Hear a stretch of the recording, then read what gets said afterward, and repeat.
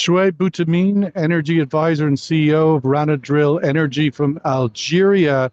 Choeib, speaking to Omar's point here, we are seeing oil prices up today, gaining back over $1 of what they lost last week when this news first broke that OPEC Plus was going to be increasing supply again into the fourth quarter, but recovering some of that loss today. Why is that?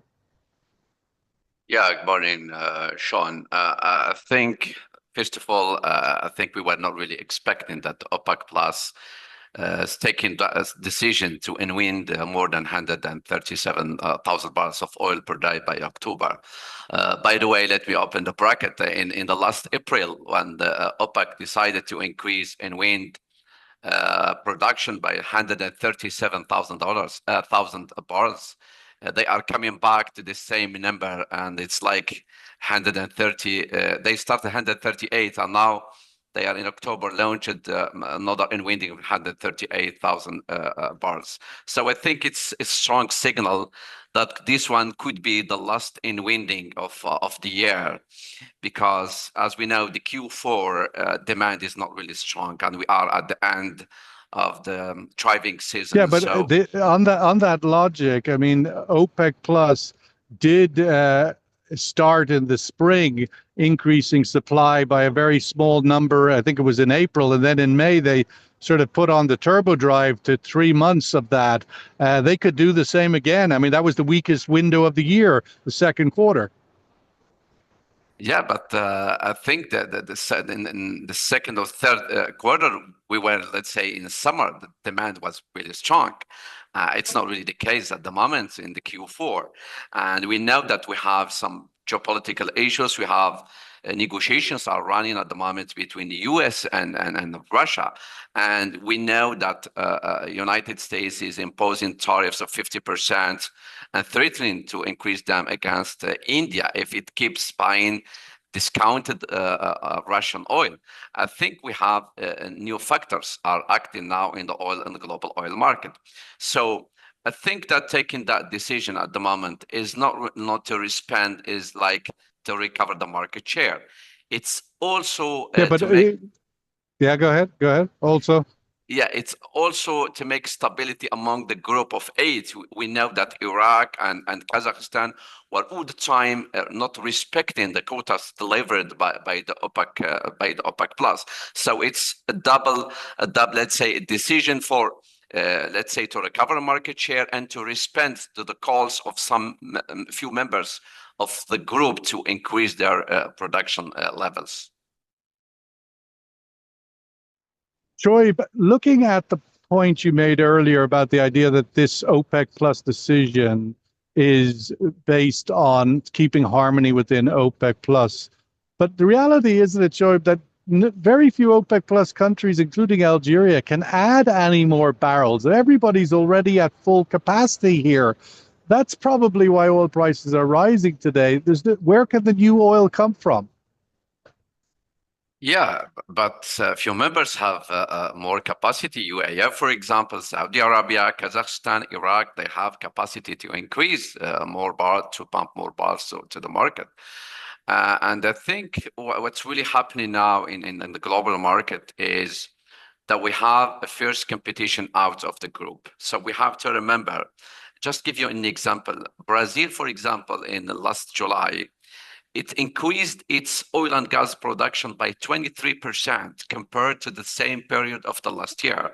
So in last July, Brazil production of both oil and gas, let's say, increased to 5.2 million barrels of oil equivalent. So this is threatening the market share of the OPEC. I think that's why OPEC members, especially the group of eight, are accelerating their pace toward to increase to let's say to hold that market share. And if there is a market share is available, they say, okay, we are cutting like they were cutting 5.85 million barrels. So now with October, with the unwinding of October, they will reach 2.46 million barrels per day, which is representing only 64% of the group of 8 in winding, which is 3.85. So for them, the group of 8 especially is a question of how to hold the market share and how to recover, especially recover 3.85 million barrels of oil The per market day. share for who, though? Whose market share? Because obviously, okay, you mentioned 4 countries there that could maybe increase. I'm not sure where Iraq and Kazakhstan, because they were already overproducing their quotas. So I don't think they get too much to do. But what about everybody else? I mean, how does that create harmony if only Saudi Arabia and the UAE can increase real barrels and everybody else can say, oh, I'm happy because technically we're more market share, even though I can't increase. I mean, it doesn't seem that is a harmony. Where is the harmony coming from? Yeah, the harmony is to satisfy Kazakhstan because before, for example, Kazakhstan and Iraq. I thought it was about punishing Kazakhstan and Iraq. Yeah, yeah, exactly. Yeah, so it's that's part of making harmony and say, okay, punishing them, yes, but it's make like creating a harmony to saying, don't you have to respect the quotas we allow it to you, and everybody has the right to take that market share. So I think what's really happening exactly now is they have the OPEC members, they want to take market share and they make that stability in the global market. So just give you an example. United States, for example, at the moment is looking to increase oil production, but it's not really has the capability. The market, the global market is very tight at the moment. And I think now, Well, the rig count in the US is way down and production is more or less flat. If you could trust the data, that's another factor in the world today. Can we trust the data?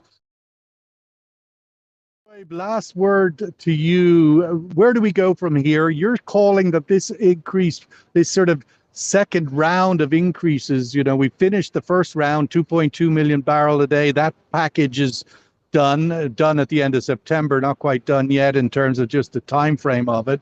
The new round starts next month, but you're calling it's only going to be a 1 month and done? I think yes.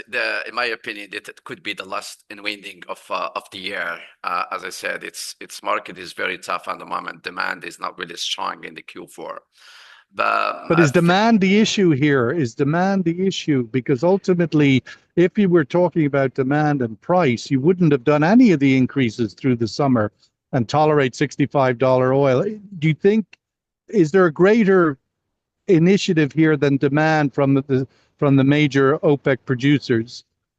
Yeah, it's not about demand, but I think is OPEC members, they just wait and see what will happen, especially what's really happening between the US and Russia, but that really impacting the oil prices, because if any deal, peace deal will be reached between two parties, I think the sanctions will be lifted very soon on Russia. And if they lift sanctions, it means that it will allow Russia to pump more oil to the market.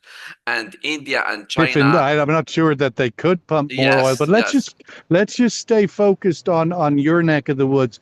What does this mean for Algeria and other OPEC producers? Brent crude oil at $65 a barrel. And as we're reporting here today from Singapore, the consensus here is that we're going weaker. What does that mean for the fiscal health of countries like Algeria and other oil-producing countries? What sort of duress will they be put under now we're in 6 months of oil in the 60s? To be honest, this is not preferred price for most of the OPEC members.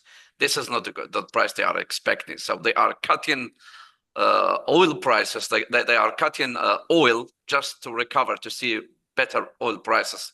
But the reality, $165, $66, it's not really the ideal, and it's not the perfect prices most of the OPEC members they are looking for. So I think, as I said, this is very tough moments, and I think the best thing is just to wait and see what will really happen. And it's even tough for Saudi Arabia, and they have got a $600-700 billion sovereign wealth fund, whereas the countries like Algeria and others, they don't have that kind of reserve. So it'll be interesting to see what the pain threshold of OPEC Plus is over the coming months, given that most countries, very few, have the luxury of a big sovereign wealth fund. We're going to have to leave it there. Brent crude oil trading a little bit up today on the news that OPEC Plus increase yesterday was a little bit, which is a little bit. Nothing like this month, for example, in September, OPEC Plus is increasing 500,000 barrels a day. Next month, it's only 100 and a bit, and it's probably much less than that. So markets rallying on it not being as bad or not as much new supply coming. But will OPEC Plus do what they did last time? Go with a soft little increase in the first month, and then bang, in month two, it's a triple.